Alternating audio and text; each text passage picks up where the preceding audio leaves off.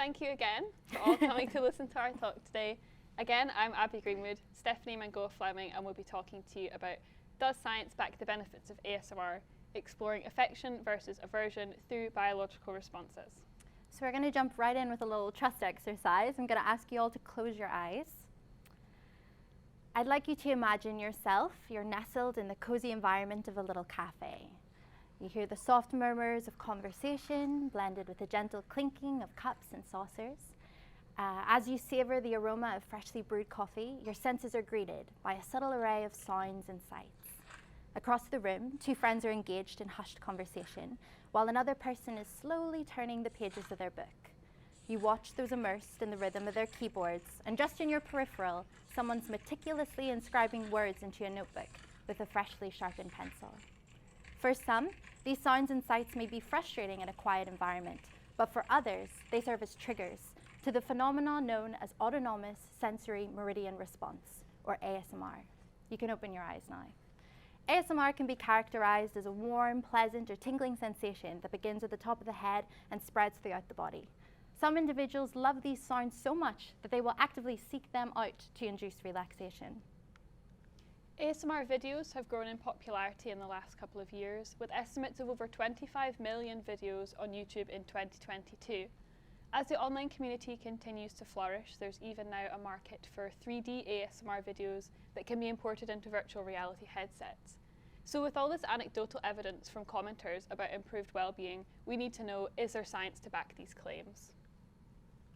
So we talk about three categories of stimulus of ASMR: auditory, visual and tactile, and our videos will be referencing the first two. We figure there must be some sort of reward to the brain and body for listening to these sounds and keep us watching more otherwise quite boring videos.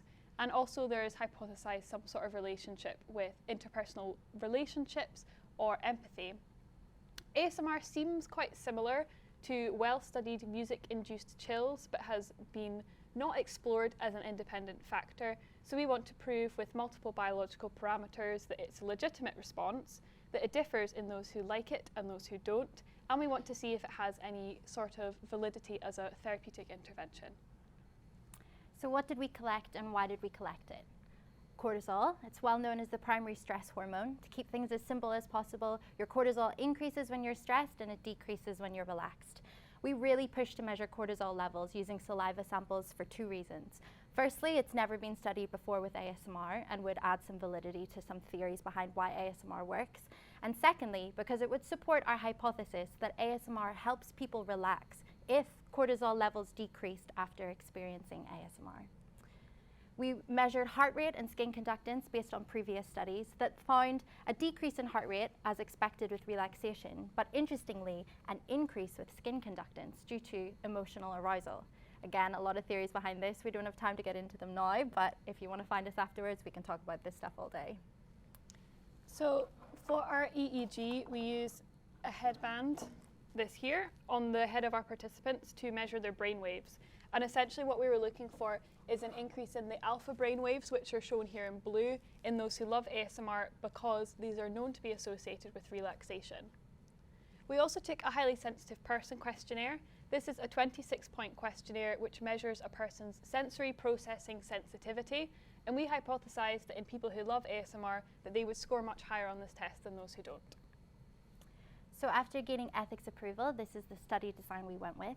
Participants came in for 2 sessions. Each session began with a 5-minute rest period for them to complete the highly sensitive person questionnaire and provide saliva samples for cortisol analysis. We measured their baseline measurements for 5 minutes before participants watched a 15-minute ASMR video, during which we continuously monitored their responses. After the video ended, we took our second final saliva sample to compare cortisol levels before and after experiencing ASMR. The only difference between these 2 sessions was the inclusion of additional virtual reality equipment to create a 3D or immersive ASMR experience. Our hypothesis for this was based on previous research that used virtual reality for focused intentional meditation and was as follows. If ASMR did have an effect on participants, whether good or bad, this effect would be amplified in virtual reality, particularly if it could simulate that tactile ASMR experience, which was the third category of ASMR that Abbie mentioned previously. As you can see, in our population of 32, we had quite an even split of self-proclaimed lovers and skeptics, as well as a perfect split of those who identified with men and women. So to start off our analysis with the highly sensitive person questionnaire, this will help us determine if a person can be predisposed to enjoying ASMR, which is actually exactly what we found. So there was a significant difference between the lovers who scored much higher than the skeptics who scored much lower. We also found some gender differences, with women on average scoring higher than men, but this didn't actually reach significance. This was concurrent with our hypothesis that certain groups may be more susceptible to enjoying ASMR. Then the results for heart rate and skin conductance. To recap, we expected there to be a decrease in heart rate and an increase in skin conductance, and again, that's exactly what we saw. Using all the participants here in this bar chart, you can see the general trends are an increase in skin conductance or sweating due to emotional arousal and a decrease in heart rate. In fact, no matter how we split up the participants, whether it was baseline versus watching the video, 2D versus 3D, skin conductance always significantly increased. On the other hand, heart rate only significantly decreased when comparing highly sensitive individuals to non-highly sensitive individuals. So this again agreed with our hypothesis. Heart rate was indicative of relaxation and skin conductance reflected emotional arousal. For our cortisol across the board, we did see a reduction from before to after watching the ASMR videos, but as a whole population, this wasn't significant.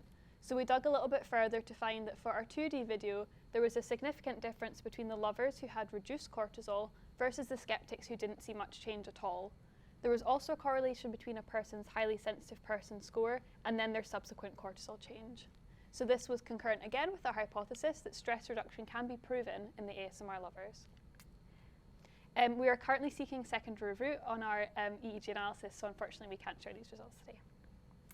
So just as our conclusions, our hypothesis was confirmed in the following: cortisol, which reduced, hopefully due to a reduction in stress, heart rate, which reduced with relaxation, and skin conductance, which increased with emotional arousal. Secondly, we saw that yes, some people may be more predisposed to enjoying ASMR than others, namely highly sensitive individuals. Interestingly, we did not see much significant difference between 2D and 3D experiences. There could be a few reasons for this. The previous studies that used virtual reality used them for focused intentional meditation, whereas ASMR could be argued to be a little more accidental or incidental. Our biggest takeaway from our experiment was that we expected an opposite effect in skeptics and those who dislike ASMR versus those who love ASMR, but this was not the case. For example, where we expected ASMR lovers to have a decrease in heart rate, we thought perhaps people who dislike ASMR would have an increase in heart rate due to being stressed by the sounds or sights. But they still followed the same general trend as ASMR lovers. We just saw a much more reduced effect, which was very interesting. So what do these findings tell us?